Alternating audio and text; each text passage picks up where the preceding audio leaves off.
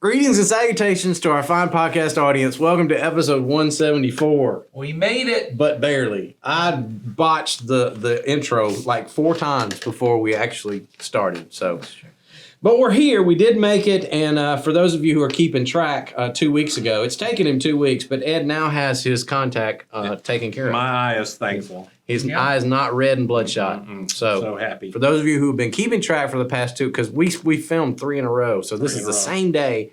I know it's confusing to all you guys out there, but here we are. We have a question again. I want to say, what do you want to say? I noticed that the opening, which has traditionally gone a certain way, today has gone differently. Has it? Sorry. What do you mean? Well, normally it's greetings and salutations to our fine podcast audience. You say, and then you say the number. Yeah. Okay. And then he says we made it. Yeah. And then he says, I'm Jason. This is Ed. This is Nathan. I'm sorry. And 3 episodes in a row, he has ignored me and Nathan. I have not done that. I'm sorry. But that's okay. That's all right. It's okay. It's okay. Now I'm upset. Ed. You've been called to account. I know. I feel shamed in front of our super fans. I just wanted to call it out before they did, since it was the last one. There is no condemnation in superfans. All superfans have. Then I feel better. Have lost. I feel redeemed. Because apparently our only superfan is Jesus, where there is no condemnation. That's true. Praise God. Jesus is not a superfan. That's right. So, since there is no condemnation, this question is a conundrum. A conundrum. Don't you like my segue? I do, man. So someone wants to know, can you help me make sense of the God of the Old Testament? He seems so angry and violent and like he does not share the same traits as Jesus. I've heard that before. I have felt that before. I've read that before. Yeah, me too. So I'm with you. Whoever asked this question, anonymous, I'm with you on that. Now, so the question is, how do we make sense of all that? Because let's just admit, there are some passages in the Old Testament that make God seem very angry and committing acts of violence against people and smiting hither and yon. Hither and yon. If you read the old, it appears to be what he does. Yeah, and then we get Jesus in the New Testament, and no smiting and no hither. No, none of that. So a lot of blessing going on through Jesus. Lots of love, lots of sacrificial love going on. So a lot of people have trouble with that. How do we square that? So let's talk about how we make sense of the Old Testament God in light of Jesus. Well, I'm going to let either of you start. I'm looking for the title What of a looking book. up? I'm looking up the title of a book. Are you looking up Both Inspired Imperfection? No. Is that the book you're looking for? No. Oh, okay. Why don't you talk about inspired imperfection? You brought it up. Well, I saw him type in Greg Boyd on his phone, and I thought, is that the book you're looking for? Well, I was going to look for the Crucifixion of the Warrior God. Crucifixion of the Warrior God. There it is. That's, and I was going to Volumes say 1 and 2. I was going to say to people, there's really good scholarly work that has been done on this to help you understand it. So I would start with saying, which they're going to say too, we all have learned to view the Old Testament through the lens of Jesus, which isn't, we both learned it. I mean, we all three learned it primarily through Greg Boyd. He was our teacher on that kind of thing. There have been other people too, but you should know he didn't create it. This has been the way since early 200s into Christian life. In the early church fathers, they began to help people see this does explain things we've been reading in the prophets from long ago. In fact, you get a little glimpse of it now. It's about salvation when Philip talks to the Ethiopian eunuch, and he says he began at that point to explain that all this pointed to Jesus. And you get it on the road to Emmaus when Jesus says, he explained to them that the Messiah had to suffer. Did he not have to suffer? And he explained the Old Testament scriptures that they had read their whole life, and that his death and resurrection became the final piece that made all of that clear to people. The same is true about this. Now, we're going to talk about it some, but I would just, this is a hang up for you, or you want to really understand it, and you are capable and willing to wade through really scholarly books. Greg Boyd has a book two volumes Yeah. called Crucifixion of the Warrior God. But he also has a more meant for general reading people Yeah. called Cross Vision. Yes. That is That's the one you should read. that's an exceptional book, and almost anybody could read that book and understand it, of how to understand the Old Testament violence through the lens of the cross of Christ. Yeah. I So agree. I don't want to go into it. I mean, we talked about this a little bit in Ananias and Sapphira, which was a few Yeah. weeks ago. Another highly watched episode. Yeah. So we did touch on some of this, so you might want to go back and watch some of that. You might get a more full picture. Yeah. So I'm open for you guys to say, and I do think the book you were talking about, Inspired Imperfection, is also a great one. Yeah. That was the one that has really been formative for me Okay. personally. Talk about why. Well, let me start here. The way I grew up being taught that the Bible, how to approach the Bible, was that every word of the Bible is directly from God's mouth. And what I mean by that, and that's going to cause some problems, I know, but what I mean by that is that God approves of every single thing that was written in the scriptures and was attributed to him. Right. And one of the points Greg Boyd makes in that book is that not every single line of scripture is God or endorsed, in other words. And what he's saying is that some humans wrote some stuff down that might not exactly capture the character of God, but God still allowed it to happen. That's where the Inspired Imperfection title comes from. That there are things written about God, attributed to God, that people wrote down because it was from their perspective. God allowed it to stay in there, but it is not representative of his nature. Right. So, like, for instance, when the psalmist talks about,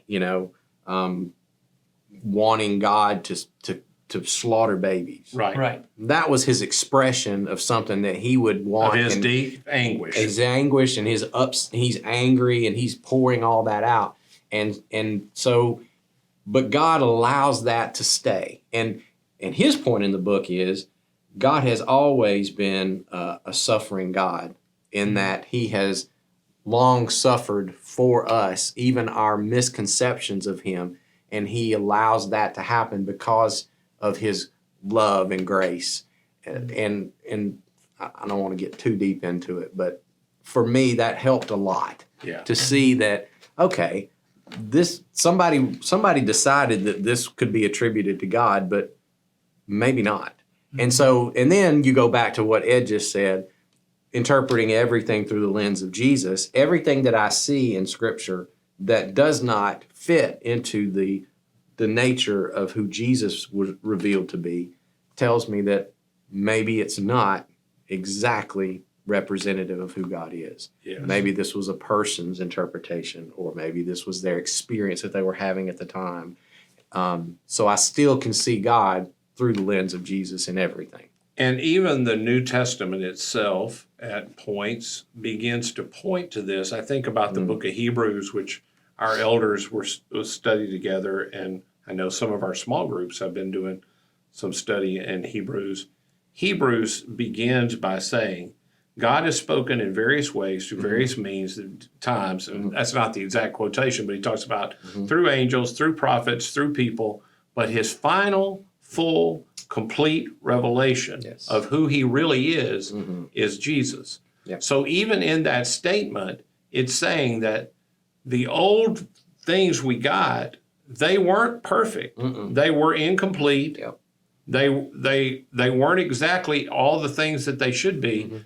And they were written in a time, in a culture, and a lot of the Old Testament, if you understand, even some of the things that are really, really hard to understand, when you compare the God of Israel to the gods that were a part of the Canaanite region, he is so vastly different and more merciful and more loving.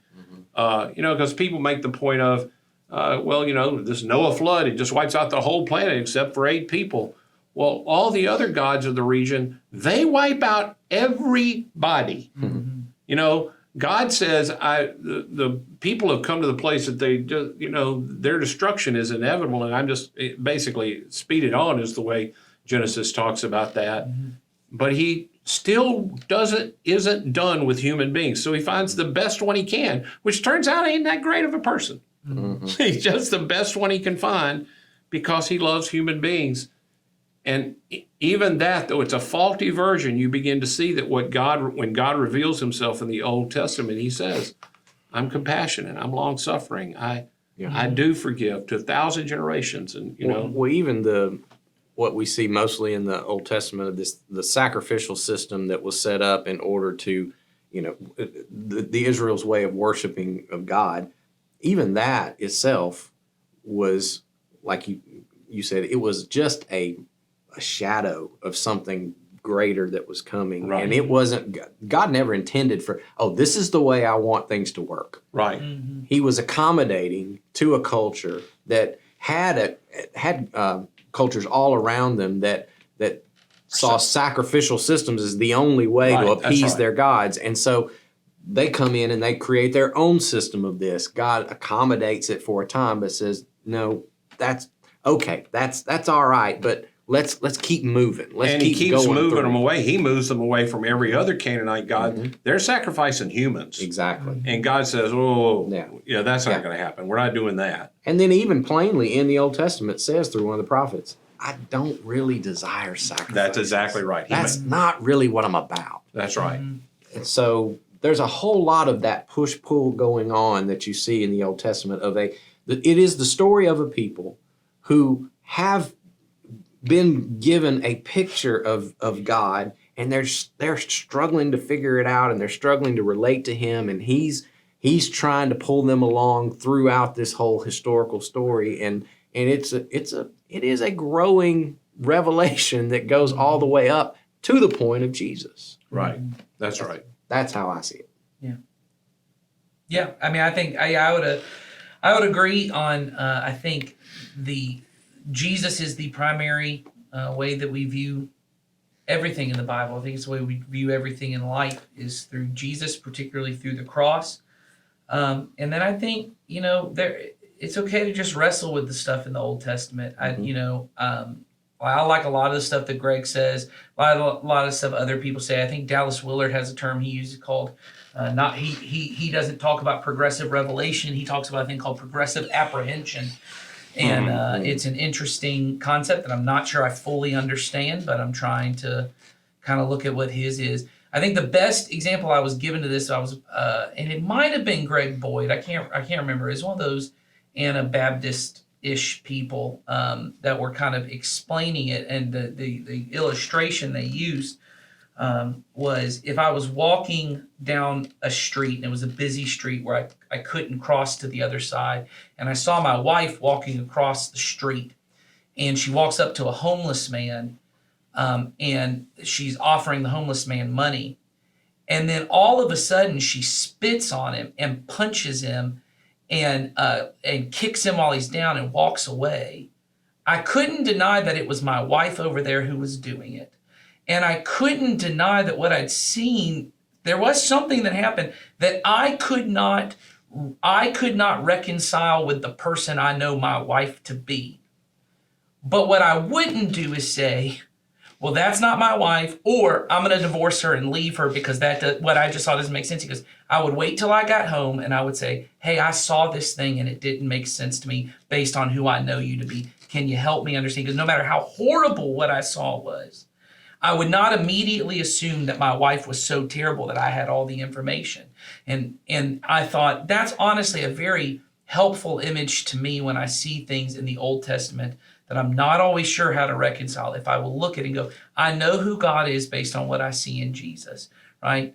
Unrelenting love and compassion. He is peaceful. He lays down his life rather than taking life. And then I see these things in the Old Testament and I go, man, that doesn't look like Jesus.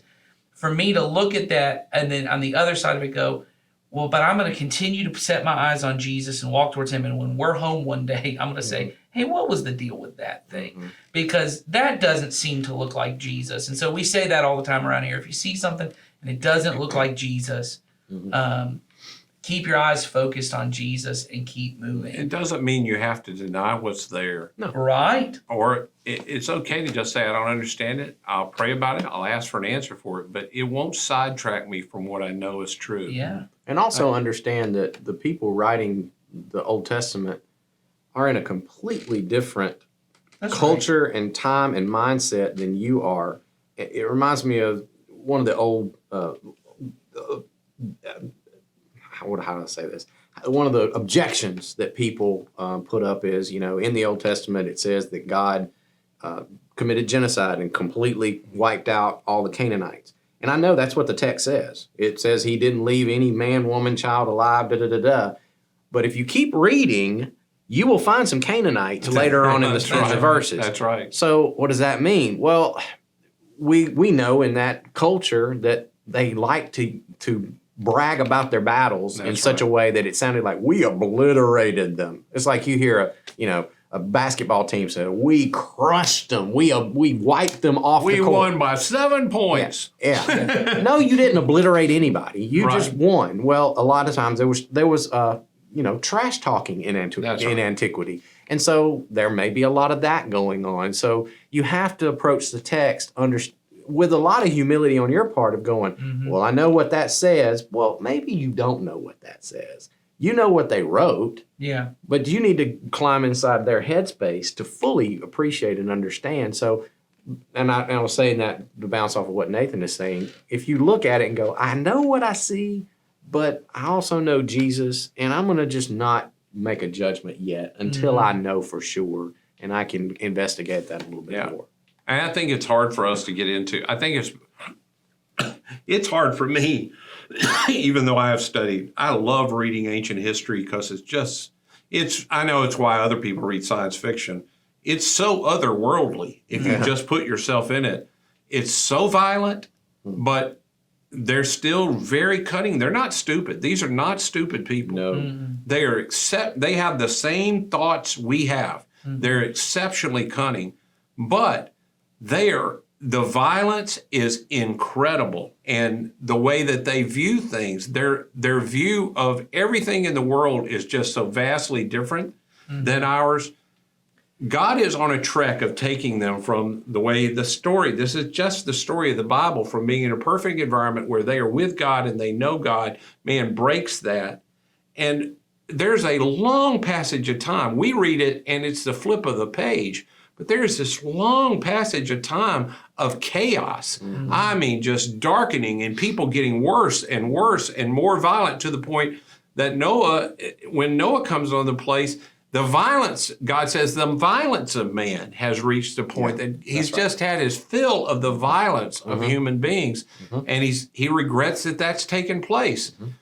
We can't put ourselves in that. And if you can just imagine a God who's a really good God who had given you everything, but you've totally forgotten about it over hundreds of years, and he's got to figure out how to get you back. Well, you can't just drop into that. They don't even understand love and compassion and kindness, and you have to slowly bring that back. So some of the things that they see about this God and they write about this God may be the same way that your 6-year-old sees punishment when you say something to them that you mean as love.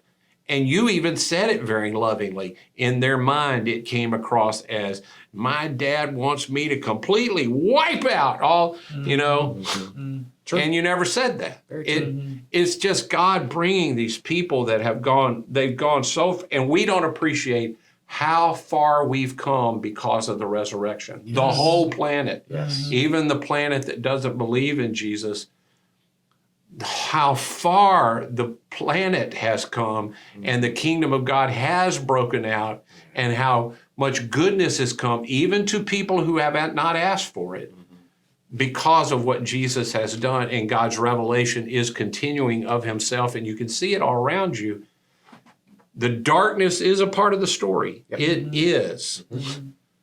But you're seeing it through a very tiny little perspective of somebody who is in a really dark place when they're writing. That's Well, and I do think it would be hard to read the entirety of the Old Testament and walk away and say, wow, this is a really angry and vengeful God. I think when you get stuck on certain passages, it's really easy to go, wow, that's a really angry and vengeful God.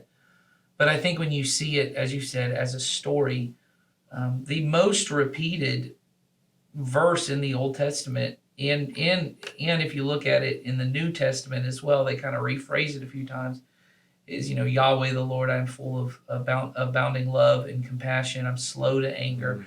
All these kind of descriptions, and there's so much of what God is doing that is a blessing to people and is moving people forward. And I'm not, as you heard me say earlier, and you've heard all to say, I'm not trying to just say, oh, those other things aren't in there, and that there aren't things that on the face of them, when you look at them, you go, oh, wow, that's pretty horrific. But I also think, like you said, it doesn't fully take into account how violent the world that they lived in was in comparison to the world we live in. And I don't think it's the breadth of what the story is by and large that, God is so full of love and compassion, even in the Old Testament. And I think it is a reductionist take to say that primarily what you see is a cold, distant, angry, vengeful God. And I'm not accusing the person who wrote this. I think that's a pretty common take. No, I have been right there with this person. me There too. have been times in my life where I have been right there, and I think the reason is because those episodes of the angry appearance and the violence in the Old Testament, it stands out to us, one, because it's so different than our world. Two, we can't imagine Jesus saying those kind of things, which that's the right take to have on it. They're like little flashes of lightning. They grab your attention in a very dark time, so they stand out to you. You look at it and you go, what in the world is that? How does that come about? Well, and I think And the only reason you do is because of the difference that Jesus has made. That's right. yeah. Honestly, and like Ed mentioned earlier, in its context, those things were not shocking. Right. But to our ears today, they are shocking. That's right. Because of the change that has come about, because of the movement of Jesus. Yes. And even in our world today, the places where we look at and go, I can't believe people still do that, is the places where the gospel has impacted the least. It's where the gospel is just, again, breaking into, or used to be, and they turned their back. And you look at the way they treat each other, and you go, how do human beings do that to each other? No one thought that at the time of Noah. No one thought that at the time of these, where we're going to wipe out the whole. No one thought, how do you do that to human beings? It's what you do. Yeah. It's just what you do. Yeah. All right. I feel like we just scratched the surface on this. I got to tell you, But- honestly, it's hard for us in real this podcast to decide to answer that as fully, and I apologize. I do think those are the best. There's lots of them. You can read other people's answers on it. And there are people that absolutely say, no, God was just that way in the Old Testament, and that's what was required. Sure. And I was taught that. And I believed that. I don't believe that anymore. I can't reconcile it with Hebrews. It says Jesus is the final complete, and that those others were that's what came through those people. And it's not that it's not true. It's just their glimpse of it. You just reminded me. There's a book. I have not gotten to it yet, but it is on my list to read. That is on this topic right here. It's by Brian Zond. It's called "Sinners in the Hands of a Loving God." Oh yeah. And I know enough of the book to know it deals with this question in a really good way. But I haven't. I have to confess, I haven't read the book yet. I plan to. That's another one that I would imagine is pretty easy to read. I'm sure that's probably true. That might be helpful as well. So, but lots of good stuff out there. If you want more, send us something. We'll answer more on that. If you want more specifics, email one of us. We can take care of that too. I haven't said this in a couple of episodes, but continue to send questions right there in the description to this podcast, this video, whatever you're doing. And apparently names. And some names. If you want to name the podcast, we might read them. We might take them in It consideration. feels like we missed our chance. I do too. It's just a joke now. We Well, have no, no we name. could choose a name. I We mean, have if, no name. If somebody comes up with a great name, Yeah, you gotta get I'm- a good name in there. but you know, Mhm. it needs to be good. Mm-hmm. Yes. And I'll tell you what won't play with this crowd. Cute doesn't play with us. No. Look at us. I know. It don't play here at all. Puns? Mm-mm. Not so much. That's not gonna get over the bar. No. So yeah, you send them away. We'll see what we get. So we will be back next week with whatever question you put in next, because I am to the end of the list. So write us in, ask us what you want us to talk about. See ya. Hey.